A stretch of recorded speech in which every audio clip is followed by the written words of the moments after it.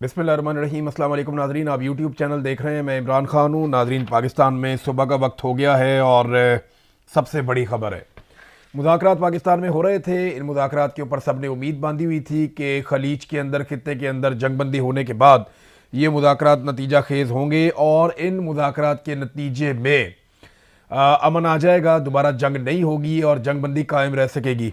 लेकिन बदकिस्मती से इसका नतीजा ये नहीं निकला।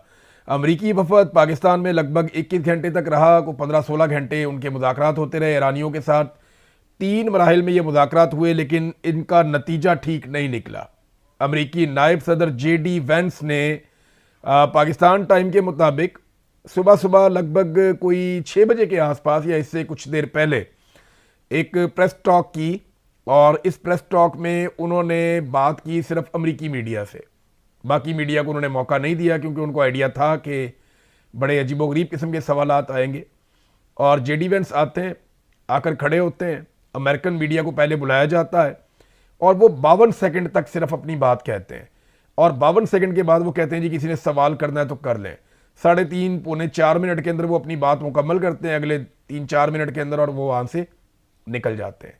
यानी 4 मिनट भी पूरे उन्होंने बात नहीं की और वो वहां से चले गए और उन्होंने ये कह दिया कि हम वापस जा रहे हैं बगैर किसी मुआहदे के। हम कोई भी डील करने में ईरान के साथ कामयाब नहीं हुए। JD वेंस ने क्या कहा, ये चीज़ें मैं आपके सामने रखता हूँ। JD वेंस ने कहा कि 16 घंटे तवील मुज़ाकरात के बावजूद अमरीका और ईरान के दरमियान मुआहदा नहीं हो सका।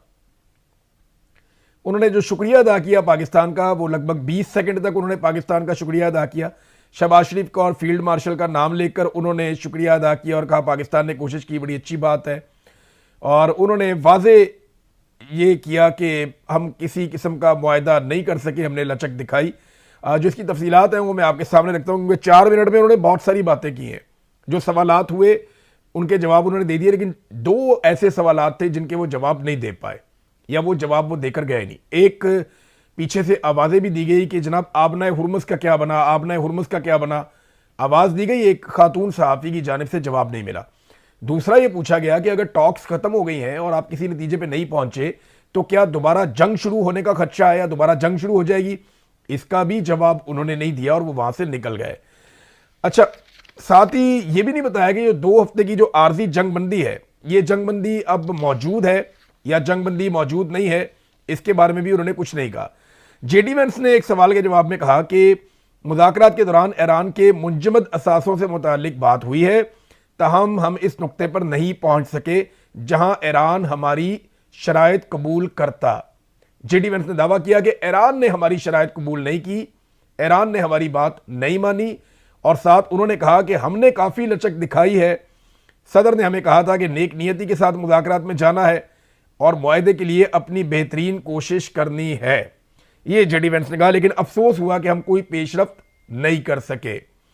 इसके अलावा एक और सवाल किया गया कि सदर से आपका कितनी मरतबा राब्ता हुआ, क्योंकि आपके अलग अलग अदवार हुए हैं। 3 अदवार में यानी 3 मौकों पर ये निगोशिएशंस हुई हैं या डायलॉग हुआ है आपस में। एक बिलवास्ता पहले मुज़ाकरात का एक दौर हुआ, दूसरा दौर जो है वो आमने सामने बैठकर एक और मुज़ाकरात का दौर हुआ, और तीसरे दौर में कुछ तकनीकी माहिरीन भी बुलवाए गए। ईरान से मुबैना तौर पे 3 तैयारे भी नूर खान एयरबेस पे पहुंचे, उसके अंदर कुछ तकनीकी लोग भी आए और वो भी इन मुज़ाकरात का हिस्सा बने। अमेरिका की जानिब से भी टेक्निकल लोग मौजूद थे और ईरान की जानिब से भी मौजूद थे। ईरान ने मुज़ाकरात की टेबल के ऊपर सरेंडर नहीं किया, बज़ाहिर ऐसा दिखाई देता है।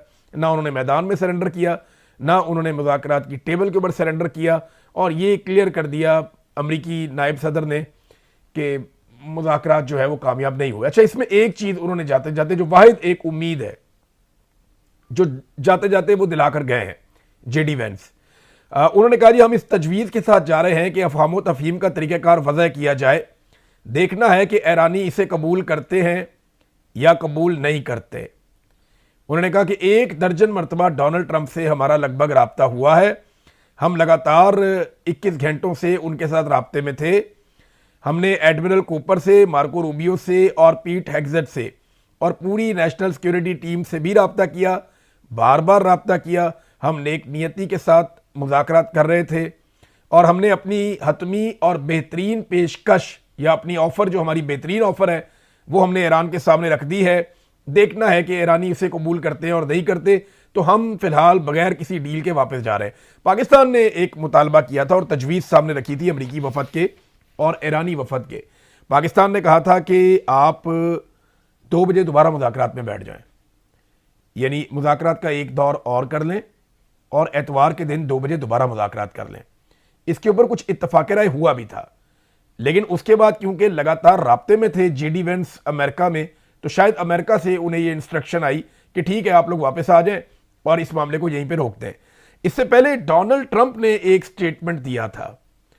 उस स्टेटमेंट से मुझे आइडिया होना शुरू हो गया था कि डोनाल्ड ट्रंप चीज़ों के साथ मुंसलिक है और डोनाल्ड ट्रंप को सारे मुज़ाकरात की रिपोर्ट मिल रही है, और डोनाल्ड ट्रंप ने उस हवाले से ये स्टेटमेंट दिया कि मुज़ाकरात कामयाब हों या ना हो मुझे कोई फ़र्क नहीं पड़ता। डोनाल्ड ट्रंप ने कहा था कि हम तो जंग जीत चुके हैं, हमें कामयाबी मिल चुकी है, अगर हम मुज़ाकरात में कामयाबी नहीं भी होती और ईरान हमारी बात नहीं भी मानता, कोई डील हमारी ईरान के साथ नहीं भी होती, तो हम जंग जीत चुके हैं, मुझे कोई उससे फ़र्क नहीं पड़ता।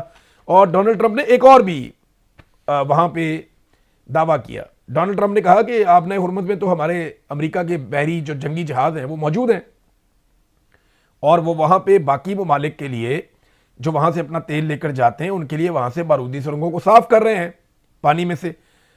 और ईरान ने इसकी तरदीद की। ईरान ने कहा नहीं जी, ये अभी भी ईरानी फ़ौज के कंट्रोल में है मुकम्मल तौर पर आबनाए हुर्मुज़, और आबनाए हुर्मुज़ में कोई अमरीकी जंगी जहाज़ नहीं आए। हाँ, एक इतला कन्फर्म की जा रही है कि 16 बहरी जहाज़ आबनाए हुर्मुज़ से गुजरे हैं मुज़ाकरात वाले दिन में, यानी हफ्ते वाले दिन ये मुज़ाकरात होते रहे, हफ्ते और इतवार की दरमियानी शब भी ये तकरीबन मुज़ाकरात में गुजर गई। 16 घंटे के इन मुज़ाकरात के दौरान और इससे पहले भी लगभग हफ्ते वाले दिन में 16 जहाज़ गुजरे हैं आबनाए हुर्मुज़ में से। और ट्रंप ने दावा किया कि अमरीकी फोर्सेस आबनाए हुर्मुज़ में मौजूद हैं और बारूदी सुरंगें साफ़ कर रही हैं, जबकि ईरान ने जवाब दिया कि आबनाए हुर्मुज़ खुली हुई ज़रूर है मगर ईरानी फ़ौजी कंट्रोल में है और कोई अमरीकी बेड़े इस तरफ नहीं आए और ना उन्हें यहाँ पे आने दिया गया है। एक और भी डोनाल्ड ट्रंप ने धमकी लगाई चाइना को, क्योंकि एक खबर चली थी कि चाइना ईरान को कुछ हथियार दे रहा है जो फ़िज़ाई दिफा के लिए है, यानी एयरक्राफ्ट को तबाह करने के लिए वो एंटी एयरक्राफ्ट कोई हथियार है वो दे रहा है, कंधे पे रख के चलाने वाले बाजूकाज हैं और वो हेलीकॉप्टरों को और एयरक्राफ्ट्स को या ड्रोन्स को निशाना बना सकते हैं। तो चाइना ऐसे कुछ हथियार ईरान को दे रहा है, ये दावा किया गया। लेकिन बाद में अमरीकी सदर ने इस पर धमकी लगाई और उन्होंने कहा कि अगर चाइना ईरान को हथियार फराहम करेगा तो संगीन नताइज होंगे चाइना के लिए। ये डोनाल्ड ट्रंप ने चलते हुए एक सहाफ़ी से बात की और वो बात रिपोर्ट हुई। इसके बाद चाइना की जानिब से इसके ऊपर रिएक्शन आया और उन्होंने खबर की तरदीद कर दी। उन्होंने कहा जी हम तो कोई हथियार दे नहीं रहे ईरान को, और ये दावा गलत है जिसमें एंटी एयरक्राफ्ट हथियार ईरान को चाइना की जानिब से दिए जा रहे हैं। तो चाइना ने इस दावे को गलत करार दिया है। तो डोनाल्ड ट्रंप की एग्रेशन जो है वो वापस आ रही है। डोनाल्ड ट्रंप दावा कर रहे हैं कि आबनाए हुर्मुज़ को उन्होंने कंट्रोल कर लिया है। दूसरी जानिब बरतानिया ने एक दावा किया। बरतानिया की जो गवर्नमेंट है वो लगभग कोई 50 मुल्कों के साथ मिलकर, अमेरिका के साथ मिलकर एक कोई इत्तेहाद बना रही है जिस इत्तेहाद को आबनाए हुर्मुज़ को खोलने के लिए इस्तेमाल किया जाएगा। क्या वाकई में अब ताकत के बलबूते पे या ताकत के जोर पे आबनाए हुर्मुज़ को खुलवाया जा सकता है? क्योंकि चाइना ने और रशिया ने बज़ोर ताकत वीटो कर दिया था उस करारदाद को जो अक़वाम मुत्तहिदा में पेश की गई थी कि आबनाए हुर्मुज़ को ताकत के जोर पे खुलवाया जाए। अब अगर कुछ ममालिक इस आबनाए हुर्मुज़ को ताकत के जोर पे खुलवाने आएंगे तो जिन ममालिक ने इस करारदाद को वीटो किया है क्या वो इस ताकत के इस्तेमाल को रोकेंगे? क्या चाइना और रशिया बीच में आएंगे? ये एक बड़ा सवाल है। पाकिस्तान के लिए बड़ी अजीब सिचुएशन पैदा हो गई है मुज़ाकरात की इस नाकामी के बाद। देखिए अभी ईरान का मौक़िफ़ आना बाकी है। हमें एक बात समझनी पड़ेगी कि ईरान जब तक मौक़िफ़ नहीं देगा हमें